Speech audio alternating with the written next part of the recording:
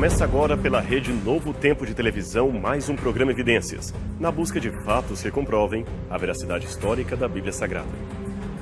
O final do século XX e o início do século XXI foi marcado por acontecimentos tão extraordinários que muitos historiadores disseram que, em cerca de poucas décadas, a humanidade se transformou mais do que todo o mundo antigo em seus milênios de existência cultural. De fato, foram muitos acontecimentos espantosos, vários deles causadores de receio e perplexidade, mas também de alegria e esperança. Um exemplo foi o comparecimento em outubro do ano 2000 de mais de 100 mil pessoas em frente à prefeitura de Belgrado, na Sérvia, para comemorar o fim do comunismo e também se comprometerem com a defesa da liberdade de pensamento e de expressão.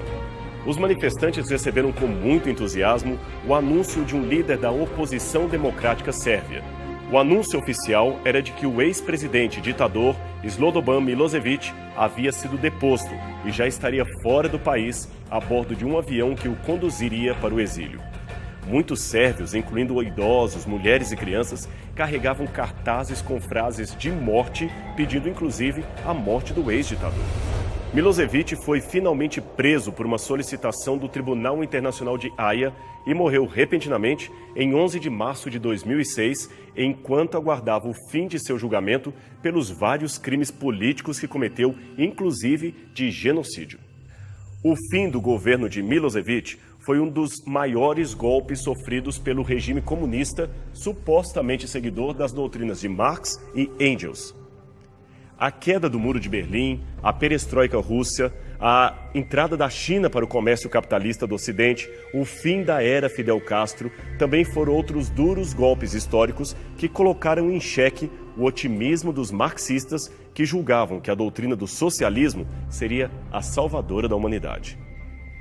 Alguns, para resguardar o ideal socialista dos extremos ditatoriais cometidos em seu nome, procuraram dizer que o que encontramos nesses países não foi o comunismo proposto por Marx, mas sim uma deturpação dele. O próprio Karl Marx, o pai do comunismo, que idealizara uma sociedade justa e igualitária para todos, não aceitaria o que foi feito em seu nome após a sua morte. Ele mesmo admitiria que as revoluções poderiam mudar o mundo, mas não mudariam um homem jamais. É provável que esta mesma admissão de Karl Marx seria a razão do fracasso de muitas de suas ideias na prática. É que, junto com esta admitida incapacidade de mudar o homem, o filósofo alemão construiu um sistema político que simplesmente julgava por terra todo o discurso religioso e o emprego de Deus como elemento-chave para a transformação da sociedade. A religião, dizia Marx, é o ópio do povo. A frase está no seu livro A Crítica da Filosofia do Direito de Hegel, que Marx escreveu em 1843 e publicou em 1844 num jornal político alemão que ele editava juntamente com o jornalista Arnold Rogge. A frase era inédita, mas a comparação entre religião e ópio, isto é, entre a fé e uma droga para adormecer os sentidos, não. Ela já tinha aparecido em livros de Immanuel Kant, Ludwig Feuerbach, Bruno Bauer, Heinrich Heine e outros escritores alemães. Porém, Marx foi um dos primeiros, ou talvez um dos mais implacáveis em sua comparação. Para ele, o desaparecimento da religião, interpretada como felicidade ilusória, era a única e principal condição pela qual o povo poderia, de fato, encontrar a real felicidade. A pergunta é: será? Antes de nos posicionarmos contra ou a favor da declaração de Marx, é preciso entender as raízes de sua rejeição religiosa. É que tanto ele quanto outros intelectuais que seguiram pelo mesmo rumo pareciam estar respondendo a um tipo de religiosidade medieval que trouxe verdadeiros traumas para a história da humanidade, e as suas origens antecedem em muito os séculos de nascimento de qualquer um desses intelectuais ou de outros europeus marcados por uma forte rejeição à fé. Aliás, a própria Bíblia Sagrada já havia mencionado de forma profética a vinda de um período obscuro, onde mentiras, crimes e opressões seriam cometidos em nome da fé. Escrevendo aos cristãos de Tessalônica, no primeiro século depois de Cristo, o apóstolo Paulo estava comentando sobre a volta de Jesus. Ele também falava sobre o juízo final do mundo quando escreveu o seguinte: Agora, irmãos, a respeito da vinda de Jesus Cristo, nosso Senhor, e do nosso encontro com Ele, pedimos a vocês o seguinte: não se perturbem facilmente, nem fiquem assustados se alguém afirmar que o dia do Senhor já chegou. Talvez alguém diga que nós tenhamos afirmado isso enquanto profetizávamos ou anunciávamos o Evangelho, ou que escrevemos isto em alguma carta. Não deixem que ninguém os engane com nada disso, pois antes desse dia terá de acontecer a revolta contra Deus, e terá de aparecer o perverso, que está condenado a ir para o inferno. Ele será contra tudo o que as pessoas adoram e contra tudo o que elas acham que é divino. Ele vai se colocar acima de todos, e até mesmo vai entrar e sentar-se no templo de Deus e afirmar que é Deus. Por acaso vocês não lembram que eu lhes disse tudo isso enquanto estava com vocês? Segundo aos Tessalonicenses, capítulo 2, versos de 1 a 5. Preste atenção. Aqui Paulo fala da revolta e do aparecimento do perverso como acontecimentos que antecederiam a volta de Cristo. Pois bem, a palavra revolta, que aparece nesta versão que escolhemos em português, é a tradução do original grego apostasia, que vem da palavra apostasis. Esta palavra quer dizer divórcio, separação, rejeição, enfim, estar longe de, neste caso, longe dos princípios divinos. Mas aqui não se trata de um desvio comum da fé que alguma pessoa no momento de frieza espiritual pode ter. Não, aqui está falando de um desvio com profundidade histórica muito severa para a própria existência do cristianismo. No texto original de Paulo, o termo apostasia tem o sentido de um afastamento definitivo e deliberado das verdades divinas, ou seja, uma renúncia da fé anterior pregada pelos apóstolos e manifestada ao longo da história da humanidade. Foi isto o que causou a perda da eficácia espiritual na igreja, especialmente na religiosidade ocidental. Isto também explica bastante a denúncia que Karl Marx faria. Pena que ele não procurou ver que existem duas correntes de fé, a legítima e a deturpada. Em outras palavras, de acordo com a Bíblia, existe a religião verdadeira e a deturpação da religião verdadeira.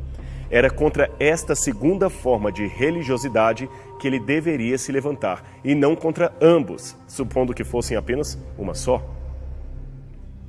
Os capítulos 2, 7, 8 do livro do profeta Daniel já anunciavam, ou melhor, denunciavam, em símbolos, a sucessão de reinos que haveriam de dominar o mundo até o fim dos tempos. Ele fala da Babilônia, da Pérsia, da Grécia, de Roma e, finalmente, de um obscuro poder, representado por um chifre pequeno, que usurparia o governo, deturparia as verdades de Deus e ainda perseguiria os que se levantassem contra a sua ditadura religiosa. Esse estranho poder deveria se levantar nos últimos dias de Roma imperial e deveria, segundo o oráculo profético, dar continuidade camuflada à sua existência. Com a suposta conversão de Constantino e sua mãe Helena para o cristianismo, o mundo ocidental inaugurou uma era inédita de incríveis mudanças para a história que se seguiria. De acordo com uma tradição preservada por Lactâncio e Eusébio de Cesareia, ambos historiadores do IV século, no dia 28 de outubro de 312, Constantino tivera, durante uma batalha, uma visão especial dada pelo próprio Cristo. Ele vira a cruz revestida de sol e, junto à mesma, uma frase em grego ou latim que dizia: "Sobre este símbolo vencerás". A partir daí, Constantino se declarou seguidor de Jesus Cristo, embora, estranhamente, ele só aceitou o batismo quando estava já à beira da morte. Então ele declarou a liberdade e a proteção imperial sobre o cristianismo. Bem, a sinceridade desse ato e as motivações e consequências do mesmo são debatíveis entre os historiadores. Mas aqui nos interessa o fato de que, neste momento, termina a antiga era da perseguição aos cristãos e, com Constantino, começa uma nova era de fortalecimento do poder temporal da Igreja em Roma. Ele, na verdade, foi um verdadeiro sincretismo das religiões. Veja, as medidas imediatas que ele tomou para pretensamente favorecer o cristianismo foram as seguintes: proibição aos judeus, sob pena de morte, de apedrejar seus patrícios que convertessem ao cristianismo. proibição aos prefeitos e municípios de obrigarem os cristãos a celebrar sacrifícios ao imperador ou outro deus que não Cristo. Outorga de salários para os clérigos cristãos. Descanso obrigatório no domingo. A administração permaneceu pagã, fez supor para seus correligiosos não cristãos que na verdade se tratava de honrar o sol, dies solis. Abolição das penas estabelecidas contra o celibato daqueles que negavam o casamento para servir à igreja. Jurisdição civil concedida aos bispos cristãos que passaram a ter fé pública, capacidade de se tornar juiz, privilégios diante de um fórum comum. Constituiu igrejas em Antioquia, Nicomédia, etc. Ofereceu túnicas brancas e 20 moedas de ouro para todos os que aceitassem ser batizados em nome de Jesus. Estudos mostram que mais de 15 mil pessoas se batizaram por causa disto. O já mencionado Eusébio de Cesareia conta que depois de entrar vitorioso em Roma, Constantino, supostamente convertido a Cristo, ergueu uma estátua de si mesmo, segurando o sinal do Senhor, isto é, a cruz, em sua mão direita. Os cristãos, neste tempo, já não se incomodavam mais com isto e ficavam até felizes com o sincretismo promovido pelo imperador. Aliás, neste tempo ele começou a intervir de maneira frequente nos negócios da igreja, sempre usando clérigos para representar o seu pensamento. Numa ocasião, Constantino fez uma espécie de tabernáculo sobre o qual colocou uma cruz e vivia ali dentro orando a Cristo. Ele dizia naquela época que, como Moisés, ele também tinha a condição de falar com Deus face a face. Já pensou? Ademais, o fato de Constantino ter se mudado para Bizâncio, na atual Turquia, e ter feito dali a nova capital do Império, agora então batizada de Constantinopla, fez com que o bispo cristão de Roma ganhasse bastante autonomia e poder de decisão. Então, a cada novo imperador que surgia, salvo, é claro, Juliano o Apóstata, o poder da igreja ia crescendo cada vez mais e mais, até que no final do IV século, Jerônimo pôde fazer a seguinte declaração em seu tratado contra Joviniano. O Capitólio está deserto, os templos pagãos e as cerimônias a Júpiter caíram por terra todas de uma só vez. E assim seguia o poder da igreja cada vez mais soberano. E o tempo foi passando. Aí, depois da morte do imperador Teodósio, o Império Romano, que agora já estava dividido entre parte oriental e ocidental, começou a ser sucessivamente atacado por tribos bárbaras as mais diversas. A parte ocidental foi definitivamente a mais atacada. Ela também se tornou palco de invasões bárbaras e, por incrível que pareça, essas invasões minaram tremendamente o poder do imperador do Ocidente, aumentando em contrapartida a força do bispo de Roma, para quem as populações indefesas começaram a olhar como seu providencial protetor e libertador. Finalmente, em 476, com a tomada da cidade de Roma por Odoacro, o rei dos Érulos, Rômulus Augustus, reconhecidamente o último imperador da Roma Ocidental, foi deposto e o bispo de Roma acabou ficando como o único representante da falida civilização latina. Era a queda do Império Romano Ocidental, mas não a queda da Roma eclesiástica. Muitos bárbaros haviam se convertido ao cristianismo ariano antes da entrada em Roma. E embora Ário fosse um herege condenado pela igreja, a incursão missionária de seu movimento ajudou muito na construção de um poder político que favorecia o bispo de Roma. Mas ainda havia desafios a serem enfrentados, e entre eles estava a tarefa de converter muitas tribos do paganismo e também converter visigodos e lombardos do arianismo para a ortodoxia cristã. Um evento, porém, muito significativo, ocorreu quase no final do V século. Foi em 493. Clovis I, rei dos francos, casa-se com Clotilde, princesa católica da Borgonha. Mesmo permitindo que seus filhos fossem batizados, ele mesmo hesitava em abjurar a fé de seus ancestrais. Mas ele também viu a Igreja Católica Romana tornando-se o grande poder eclesiástico do presente e do futuro. Aí, é claro, se defrontou com a questão básica. Deveria o seu poder crescer em aliança com esse outro poder ou em oposição a ele? A resposta, é claro, foi positiva, e à semelhança de Constantino, Clovis também resolveu fazer firme aliança com o bispo de Roma. Ele mesmo terminou sendo batizado no Natal de 496, ele e 3.000 de seus soldados, pelo bispo Remídio de Reims, que proferiu na ocasião as seguintes palavras: Inclina tua cabeça, ó rei, em humildade, adora o que havias queimado e queime o que havias adorado. O batismo de Clovis foi um marco de uma nova era, especialmente dentro da Igreja Católica Romana, tanto que alguns historiadores referem-se a ele como o fundador do Estado Católico. Depois de Clovis, surge no Oriente um novo imperador chamado Justiniano, que também reconheceu no Papa João II o chefe não apenas da cristandade ocidental, mas também de todo o povo do Oriente e do mundo inteiro. Numa carta dirigida ao bispo de Roma, ele escreveu: Empenhamo-nos em unir todos os sacerdotes do Oriente e sujeitá-los à sé da vossa santidade.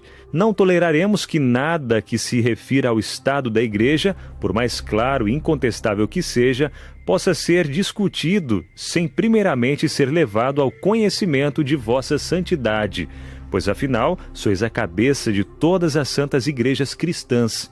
Afinal, como antes dissemos, nos empenharemos sob todos os pontos de vista para promover o engrandecimento da honra e autoridade da vossa sé.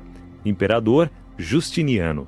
Essa carta, diga-se de passagem, foi incorporada integralmente no Código Civil de Justiniano e, portanto, tomada como lei para todo o território ocidental e oriental de Roma. Para os líderes eclesiásticos da época, porém, não bastava o bispo de Roma ter apenas autoridades e direitos espirituais sobre os cristãos, não.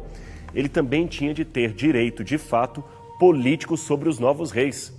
Mas para isto, era necessário que se eliminassem os invasores ainda arianos que não aceitavam a sua hegemonia sobre eles.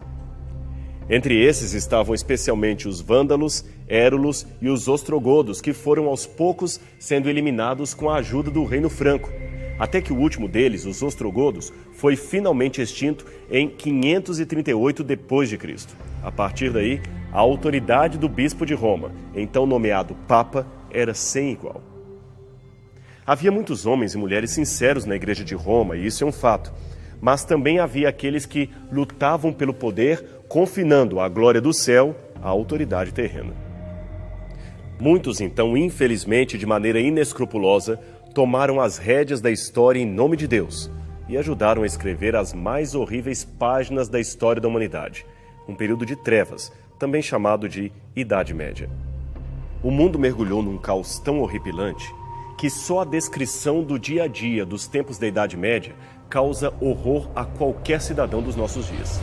Se estivéssemos andando pelas ruas de Roma ou qualquer outra cidade ocidental do século IX, por exemplo, nos depararíamos com um mundo repleto de sinais e sons estranhos. As condições de vida seriam pavorosas e a felicidade seria a última coisa a se contemplar no rosto dos transeuntes. Os cidadãos seriam geralmente sujos, com no máximo 1 ou 2 banhos anuais, os cabelos compridos, ensebados e pouco penteados.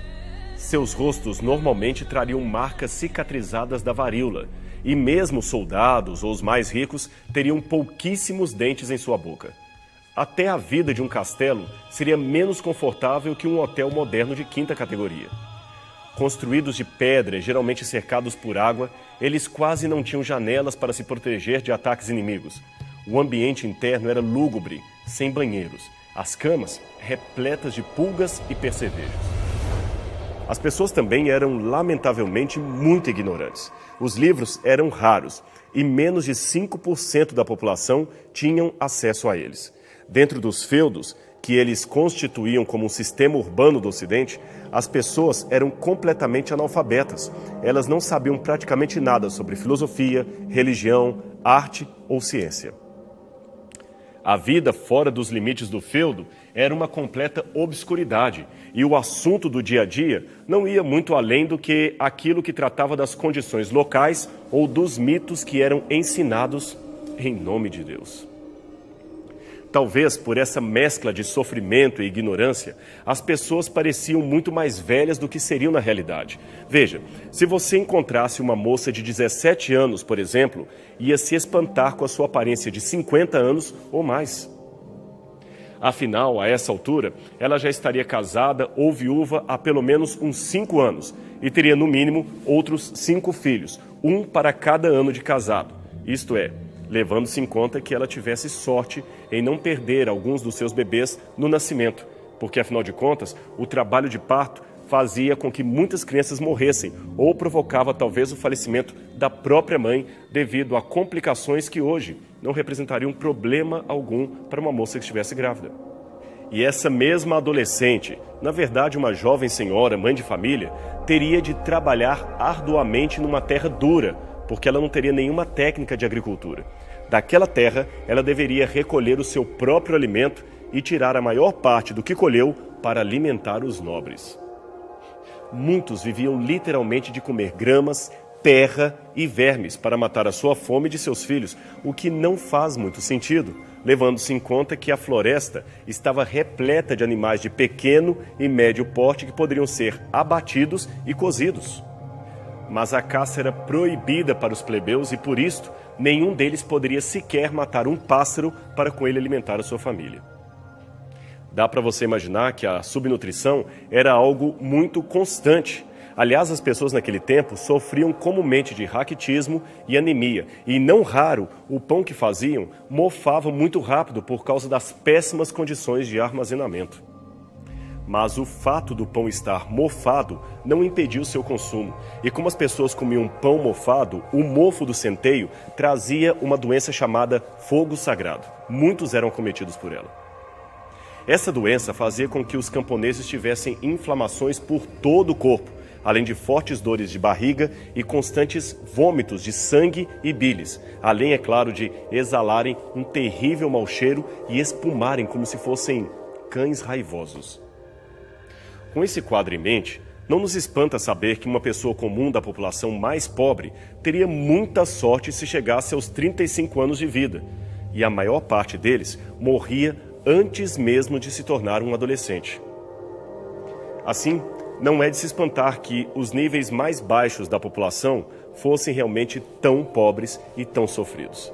A Europa da Idade Média era um deserto vasto, quase intocado. Não havia grandes cidades, escolas, mercados. A população inteira da França era inferior a 6 milhões de habitantes. E a Inglaterra inteirinha, estamos falando de toda a ilha, não teria nem 900 mil moradores. Tudo em redor era escuro, com florestas impenetráveis entrecortando pequenos povoados e vilas de camponeses seriamente condenados à morte ou uma vida de miséria. E como sempre, aonde há miséria, há ditadores que tiram proveito da situação. Enquanto o povo morria às mínguas, o clero e os senhores e senhoras da nobreza se divertiam num imundo paraíso de injustiças e desperdício. Na Europa feudal, os senhores podiam tanto bater em seus servos quanto matá-los impunemente. Era apenas a utilidade econômica de um servo que refreava o pouco da brutalidade dos nobres que não queriam perder muito de seu capital. E como as pessoas se tornavam servas num feudo? Bem, havia alguns motivos, como por exemplo o espólio de guerra, as dívidas, mas o principal deles, e mais cruel ainda, era a fome. Diante da endêmica escassez de comida, muitos camponeses se escravizavam voluntariamente apenas para ter o que comer nas terras do senhor feudal. Imagine que situação. Mas esta era uma barganha cruel. Eles tinham de ficar presos à terra, proibidos de sair dali ou até mesmo de casar sem o consentimento do seu senhor. Em propriedades rurais da França e da Inglaterra, havia ainda uma prática terrível na qual os senhores feudais reivindicavam a ius prima noctis, ou direito à primeira noite. Sabe o que significava isto? Ele teria direito a ter relações sexuais com a noiva do servo na noite em que ele se casou com ela, desde que ambos fossem membros da sua propriedade. Em alguns poucos casos, o servo poderia, para redimir a sua noiva, pagar, sei lá com que dinheiro, ao senhor feudal para que não usasse o seu direito legal de possuí-la na noite de núpcias.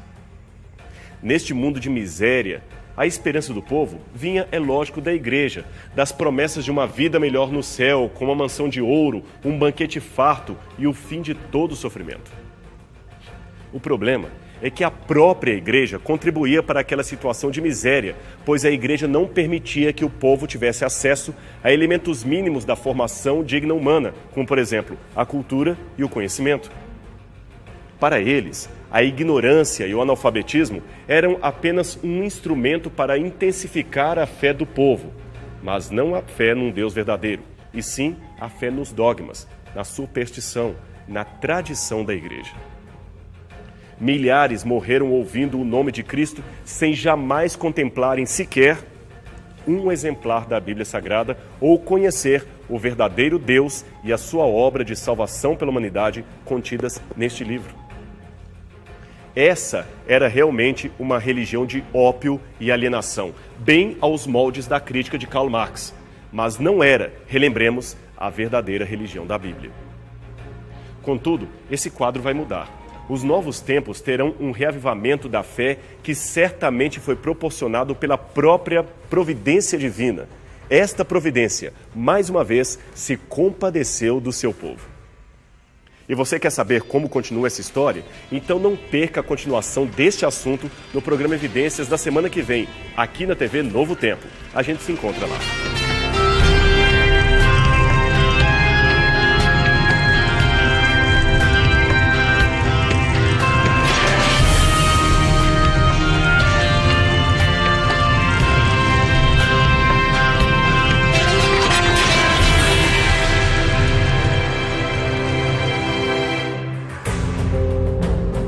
Começa agora pela TV Novo Tempo mais um programa Evidências, sempre na busca de fatos que comprovem a veracidade histórica da Bíblia Sagrada. No último programa Evidências, você pôde acompanhar uma descrição histórica de como seria difícil a vida de um orador da Idade Média. Ali podemos ver as raízes de uma religiosidade deturpada que expunha o povo a uma caricatura terrível de Deus. Aliás, uma caricatura tão mal desenhada que chegou ao ponto de produzir correntes de descrença como algumas que vemos na modernidade. Embora discordemos da máxima de Karl Marx, segundo o qual a religião é o ópio do povo, podemos entender na descrição que antecedera o porquê de tal antagonismo religioso. Na verdade, as palavras de Marx erram não pelo que foi dito, mas pelo que faltou dizer, pois existe uma religiosidade verdadeira, baseada em princípios da palavra de Deus, e outra fictícia, baseada nos parâmetros do egoísmo e dos interesses humanos. Essa sim é um ópio alienador do povo e que precisa ser questionado e racionalmente combatido. Hoje vamos continuar a nossa trajetória percebendo os elementos sociais que mudaram radicalmente a paisagem social da Europa e, com ela, os destinos do mundo inteiro, ou mais especificamente, do lado ocidental do nosso planeta. É parcialmente graças a esses elementos de mudança que temos hoje liberdade de expressão, aliás, liberdade suficiente para ler a Bíblia, discutir assuntos religiosos, assuntos de fé e até gravar um programa como este que você está assistindo. Mas o mundo medieval, longe disso, era um mundo estranho, um mundo sem autoridade central, era um mundo desorganizado, e isto criava uma confusa forma de relação internacional e fronteiriça. Os senhores feudais viviam em guerra constante uns com os outros, e as disputas de fronteira eram sem fim. Bastava uma palavra descuidada ou um simples gesto entre nobres e estava criada uma nova guerra entre os feudos. Além disso, a própria cobiça por propriedades levava os senhores feudais a quererem expandir o seu território de modo a conhecer novas terras e a conquistar novos vassalos leais ou até mesmo novos membros para sua família. Mas havia ainda outros inimigos poderosos, bandos crescentes de guerreiros saqueadores que desciam pelos campos e vales, saqueando e destruindo tudo que estava em seu caminho. Além, é claro, de pilhar, matar e violentar jovens donzelas em todas as propriedades rurais que pudessem alcançar com sua espada. Por isso, o senhor feudal se cercava de guerreiros, em sua maioria mercenários. Estes ajudariam a proteger o seu feudo e a vassalagem que estava sob seu domínio. Esses guerreiros eram obrigados a fazer um juramento de fidelidade ao senhor feudal, que também era estendido a todos os membros de sua família e a todos os que viviam nos limites do seu feudo. Esse juramento era, evidentemente, confirmado pela Igreja e consagrado pelo bispo, um representante do Papa. Assim, quebrar um juramento seria o mais grave dos pecados e constituiria um sacrilégio, supostamente contra Deus e a sua Igreja. Ninguém, em sã consciência, ousaria questionar a autoridade feudal ou eclesiástica. E era a Igreja, em última instância, o poder que ajuntava os laços tão frágeis dessa sociedade medieval. A Igreja, mais do que o feudo ou os monarcas, era o maior poder daqueles tempos. Há um desenho que, embora seja do final do século XVI, portanto, Idade Moderna, ilustra muito bem a mentalidade social da Idade Média, que havia recentemente terminado. Ele foi projetado pelo frade Diego Valadez e está em seu livro Retórica Cristiana, publicado em 1579. O desenho é conhecido como A Corrente da Existência e espelha algumas das ideias encontradistas já na República de Platão. Veja que tudo no mundo é formado numa perfeita ordem hierárquica. Deus está no topo. A seguir vêm os anjos e, finalmente, o povo. Em seguida, temos as ordens inferiores, os animais e plantas. Abaixo de tudo estaria o inferno, o local e destino de todos aqueles que quebram as correntes desse sistema, desafiando as normas da fé. Conforme vemos neste outro desenho medieval, a Igreja de fato centralizava em si todas as áreas da existência humana, a saber, a cultura, as artes, a filosofia, as leis e, por que não dizer, a própria existência de Deus. Esta seria uma versão ligeiramente simplificada da pirâmide medieval. No topo, o rei, não o verdadeiro chefe da hierarquia, mas aquele que o representaria perante o Estado. Ladeando um pouco abaixo estariam a igreja e o senhor feudal, sustentados evidentemente pelos cavalariços que vêm logo em seguida. E na base inferior de tudo estaria o povo trabalhador. Uma série de mudanças graduais e a princípio até imperceptíveis começaram a ter lugar neste tenebroso cenário da Idade Média. A agricultura, por exemplo, começou a ter um significativo avanço tecnológico com o emprego de cavalos, arado de ferro e o uso de adubos que enriqueciam o solo, coisa completamente desconhecida antes de 1050 nos territórios europeus. A seguir, vieram o crescimento populacional, o surgimento da burguesia e da classe média, as cruzadas e, finalmente, a aurora renascentista, com todas as incríveis transformações que ela realizou no continente europeu.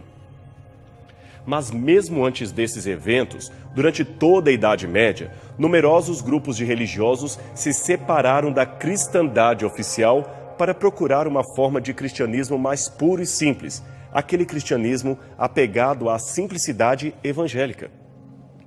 Eram os verdadeiros livres pensadores que tiveram de regar com o próprio sangue o caminho da liberdade religiosa. Numa época em que o lema geral era a fidelidade completa à Igreja, qualquer um que a questionasse estaria correndo sério risco de morte, e o pior tipo de morte, uma morte recheada de dor e humilhação. Como diria o velho ditado latino, Roma locuta, finita causa est. Isto é, Roma falou, acabou, está falado, não se questiona mais. Porém, alguns grupos, pequenos porém audaciosos, questionaram esse sistema. Os cátaros e albigenses, por exemplo, foram alguns desses grupos que desafiaram o poder monárquico e religioso da Idade Média. E mesmo em dificuldades, eles cresciam, especialmente na França e na Espanha. Para combater grupos questionadores como estes e outros que surgiam em vários pontos do continente europeu, em 1216, o Papa Inocêncio III, que aqui aparece retratado nesse mosaico medieval, encomendou a Domingos de Gusmão, fundador da Ordem dos Dominicanos, a presidência de um tribunal especial sediado em Toulouse. Esse tribunal teria por finalidade julgar os casos de heresia que surgissem e fossem devidamente denunciados à Inquisição Delegada, como se chamou posteriormente o seu ofício.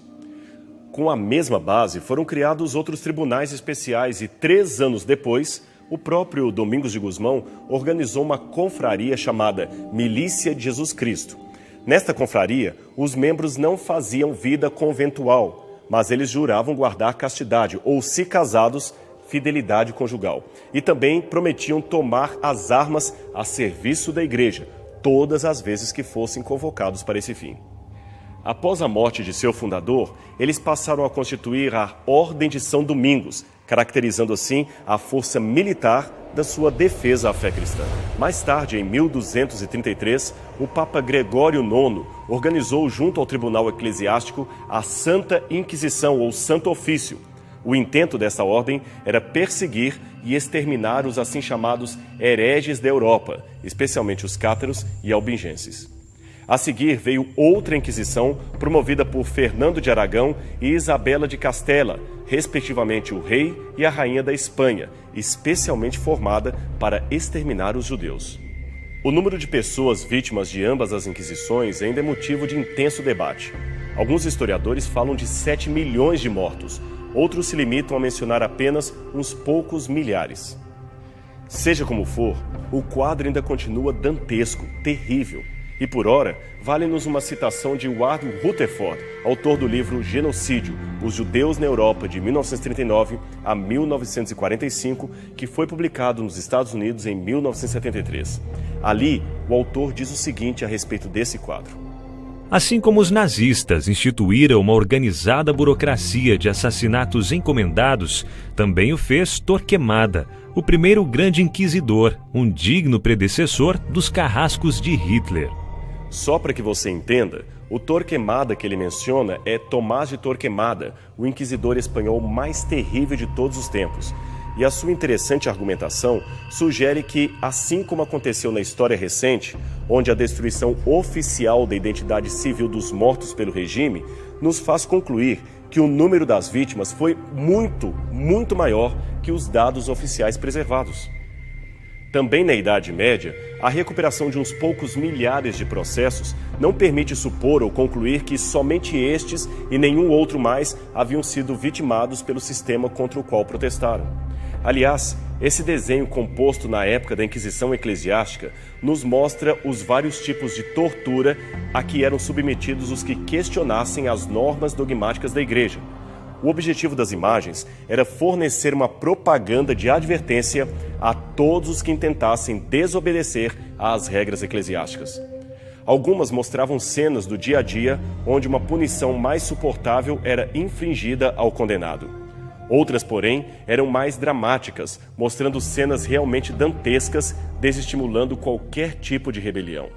Mesmo assim, apesar de tantas ameaças de dor e sofrimento, um milagre ou providência divina permitiu que a verdade da Bíblia fosse preservada através de homens e mulheres de valor, que não temiam entregar a vida por amor daquilo que criam ser verdadeiro.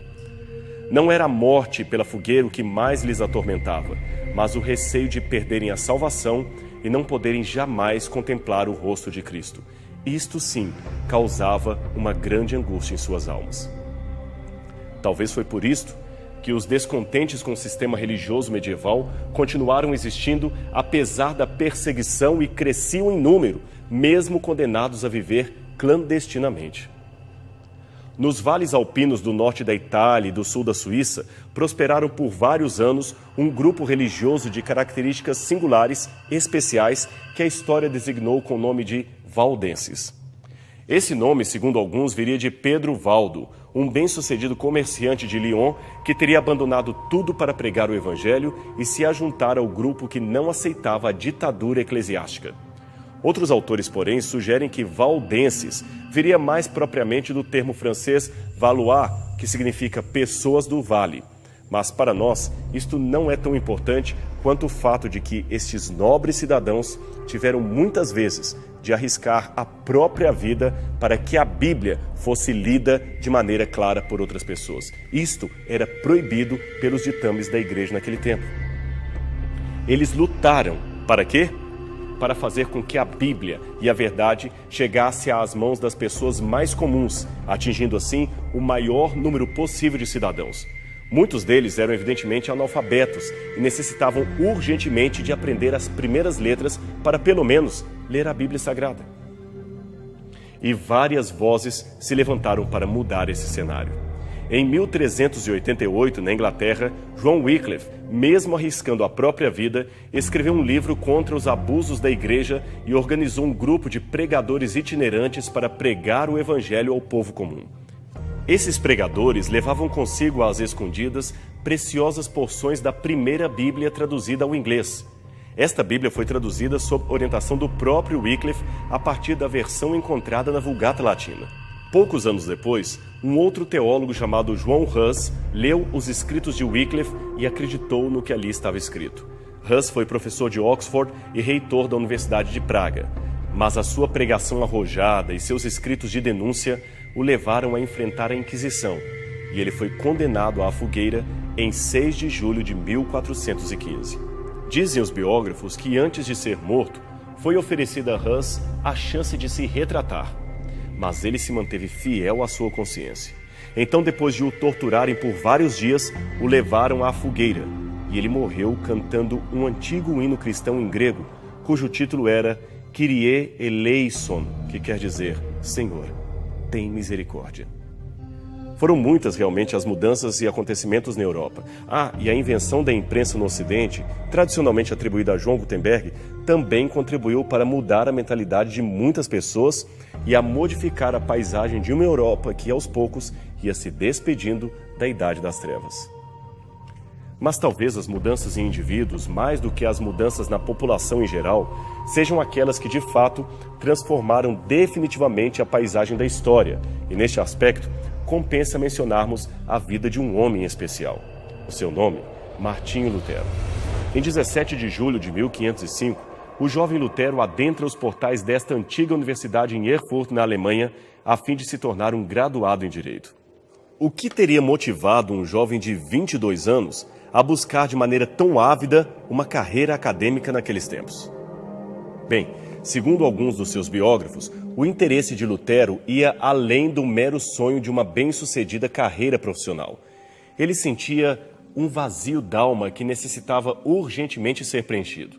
Ele se sentia perdido e almejava de fato a certeza da salvação. Veja, o que vou dizer agora não é uma defesa ao behaviorismo, mas é fato que tanto o comportamento humano quanto o comportamento animal demonstram que, quando um ser está imbuído de emoções, ele sente a carência de algo que lhe seja idoneamente sentimental. A sua tendência, então, neste caso, é buscar algo que possa, de uma maneira ou de outra, substituir aquela necessidade existencial da qual ele não tem acesso. Como dissemos, até no mundo animal esse quadro é verificável. Os biólogos registram casos de mamíferos que, retirados de sua genitora, chegam a adotar uma bola ou um pequeno travesseiro de plumas para suplantar a carência que sentem do colo afetivo de sua mãe. O mesmo se passa com os seres humanos, e essa carência é potencializada quando o vazio existencial não é outro senão um vazio com forma de Deus. Existe uma parábola medieval que ilustra muito bem o significado dessa busca existencial pela presença de Deus. Das diversas lendas produzidas pelos cavaleiros templários, nenhum tema foi mais pródigo do que a busca pelo cálice sagrado, o copo que, segundo a tradição, havia tocado nos lábios do Senhor na noite em que ele fora traído. Segundo essa lenda, um poderoso cavaleiro andante havia saído do seu palácio com o intuito de ir a Jerusalém e buscar o Santo Graal, o cálice sagrado, e com ele obter a vida eterna. Ele então cavalgou para fora do seu palácio em uma linda festa de despedida, deixando para trás os seus súditos e o seu amado castelo. Ele estava em busca da sua aventura. Ele queria encontrar o Santo Graal. Acontece que, a poucos metros do castelo, havia uma floresta. E nesta floresta, um riacho próximo, no qual morava um isolado e velho leproso. Aproveitando a passagem do cavaleiro andante, o leproso corre com dificuldade ao encontro do Lorde e, estendendo uma velha caneca, lhe suplica: Senhor, um pouco d'água por amor ao céu. Ele era um leproso e, como tal, não poderia jamais tocar na água para não contaminar o riacho. Caso o fizesse, seria imediatamente morto.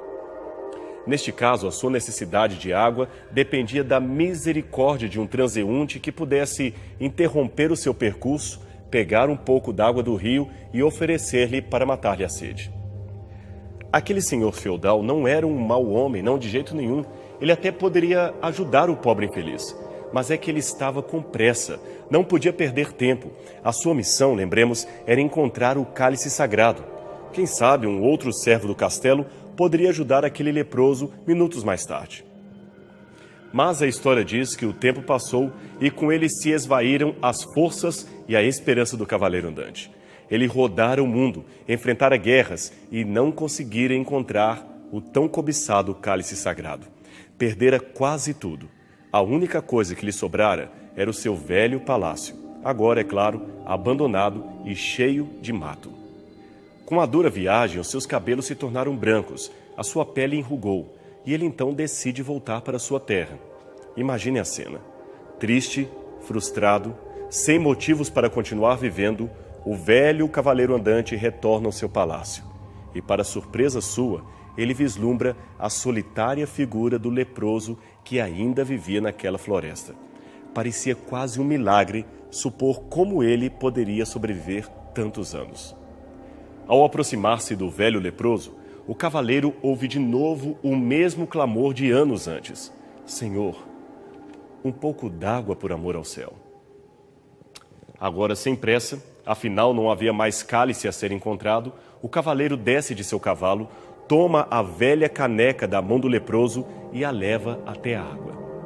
De repente, um milagre aconteceu. Um brilho muito forte surgiu do nada e o copo já não era mais um copo velho, mas o próprio cálice sagrado. E o leproso não era um leproso, era a figura reluzente do Filho de Deus. E novamente, num piscar de olhos, tudo se desvaneceu. Essa é apenas uma parábola ou uma lenda medieval, eu sei disso. Mas como ela é válida para mostrar algo que muitos de nós precisamos aprender? É o seguinte, como aquele cavaleiro andante, muitas vezes nós buscamos longe o que está perto. Com o jovem Martinho Lutero, aqui retratado com seus 20 ou 30 anos, a tentativa de substituição foi noutra direção. Como um fervoroso católico romano, ele aprendeu numa visão mercantilista de salvação que só alcançaria o paraíso mediante as boas obras que executava. O seu grande dilema nesse sentido era, e se ele morresse? O que aconteceria? Aliás, ele experimentou a morte bem de perto quando no início de julho de 1505, numa típica tempestade de verão, ao voltar de uma festa com um amigo, viu um raio cair bem perto de si, fulminando de uma só vez a vida de seu companheiro de farras. Aquilo, para Lutero, era um claro sinal de Deus. E como o mosteiro era crido ser o caminho mais curto entre o céu e a terra, ele não pensou duas vezes, abandonou os estudos e resolveu entregar a sua vida ao monastério. Ele entrou para a ordem dos monges agostinianos. Assim foi que, em 1507, Lutero se tornou ordenado ao sacerdócio e, em 1512, já havia concluído seu doutorado em teologia. Agora, o problema é que esses 5 anos entre a ordenação e o término de seu programa doutoral foram para Lutero o período de maior questionamento de toda a sua vida. O seu pensamento tornou-se confuso e o referido quinquênio foi descrito como sendo anos de melancolia e profunda depressão. Lutero estava determinado a realizar boas obras. Ele diz que jejuava 3 vezes por semana, se consumia em vigílias e orações em excesso, e mesmo assim nada disso adiantava. No inverno, ele atirava para longe de si o único cobertor que lhe havia dado no mosteiro, tudo para cumprir as penitências. Houve noites, confessou ele, que quase morri congelado. E como resultado de tudo isso, a sua cabeça inchara, os olhos mal podiam ser fechados à noite, e ele ainda cantava, estudava, recitava salmos e jejuava. Eu era um bom monge, dizia Lutero, e se um monge pudesse alcançar os céus pelas boas obras, este monge seria eu. Mas ao invés de conquistar a paz, Lutero era constantemente assediado pelo fantasma da dúvida. Você já leu sua Bíblia hoje? Já orou bastante? Jejuou o suficiente para enfrentar o diabo? Esta, aliás, é a inquietação de todo legalista, a dúvida constante acerca daquilo que Deus quer e pode realizar em sua vida. Houve noites em que Lutero afirma ter vivido momentos de franco desespero. Naquelas noites intermináveis, escreveu ele, Cristo parecia um severo rei sentado sobre um arco-íris, de cuja presença eu tentava inutilmente escapar. Quando aconselhado a amar a Deus, Lutero dizia: amá-lo? Eu o odeio.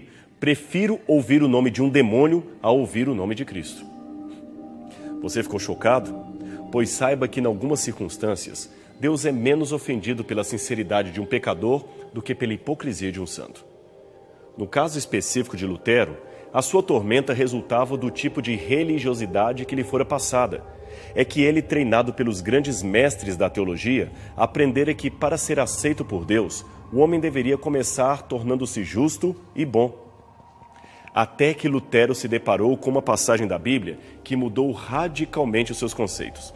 Isto foi em 1514, enquanto ele preparava uma aula para as classes do Antigo Testamento. Aí ele, por acaso, leu o Salmo 71, versos 1 e 2, que diz o seguinte: Em ti, Senhor, me refugio. Não seja eu envergonhado. Livra-me por tua justiça. Mas como? Questionava Lutero. Como a justiça pode me salvar? Naquele tempo, a justiça era um instrumento da condenação divina. Logo, como poderia alguém ser livre por intermédio dela? Aliás, Lutero odiava a expressão justiça divina, pois ele a entendia apenas como sendo a virtude na qual os pecadores são consumidos. Mas agora, ele tinha um novo insight sobre a questão. Em suas pesquisas nesta isolada torre do castelo de Wittenberg, Lutero fez uma descoberta radical a partir do que leu em Romanos, capítulo 1, versos 16 e 17, que diz: Porque não me envergonho do Evangelho, que é o poder de Deus para a salvação de todo aquele que crê. Pois a justiça de Deus se revela no Evangelho de fé em fé, como está escrito: o justo viverá pela fé. Lutero descobriu alegremente o significado redentor da justiça de Deus. Em outras palavras, a justiça é algo que Deus nos oferece e não que Ele cobra de nós. E quando Lutero descobriu isso, ele declarou: as portas do paraíso se abriram para mim.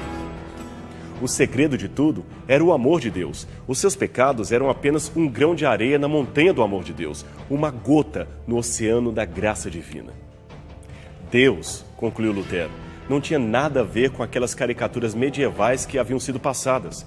Deus é vivo, é atuante e, além disso, está mais interessado em salvar os homens do que uma mãe de tirar um filho de uma casa em chamas. Lutero finalmente teve a sua vida transformada e, em sua transformação, ele modificou a história do cristianismo. Em 31 de outubro de 1517, exatamente nesta porta da capela de Wittenberg, que você agora pode ver em seu vídeo, Lutero fixou as 95 teses sobre a justificação pela fé que contrariavam muitos dos dogmas da igreja, e estas quase custaram-lhe a vida. Mas, como ele mesmo disse, admoestem-se os cristãos a que se empenhem em seguir o seu grande líder, Cristo, ainda que seja no sofrimento, na morte ou mesmo no inferno, e assim esperem mais entrar no reino dos céus através de muitas tribulações do que facilitados diante de consolações infundadas. Estas palavras estão longe de qualquer coisa que possa ser chamada de alienação mental. Pelo contrário, elas mostram que a verdadeira religião bíblica, longe de qualquer caricatura que façam dela, não é de modo algum um ópio para o povo, especialmente para o povo de Deus. Pelo contrário até, a Bíblia e a religião bíblica é um poderoso elemento de conscientização humana a respeito da sociedade, da filosofia, da história, enfim, a respeito de nós mesmos. Você viu a história? Portanto, não deixe que caricaturas mal desenhadas de Deus o façam confundir o Altíssimo com aquela tola descrição que muitos fizeram dele. E deixe-me dizer uma coisa para você: Deus é real. E se você o encontrar hoje, nada poderá arrancar de seu coração o mais ardente desejo de todo aquele que crê. Sabe qual é? Encontrá-lo pessoalmente. E quando este encontro acontecer, tudo valerá a pena. Tudo terá sentido. Pense com carinho nisto que acabamos de dizer. O nosso programa agora vai ficando por aqui, mas semana que vem você sabe que temos um novo encontro aqui na TV Novo Tempo, no seu programa Evidências, sempre buscando fatos que comprovem a veracidade histórica da Bíblia Sagrada.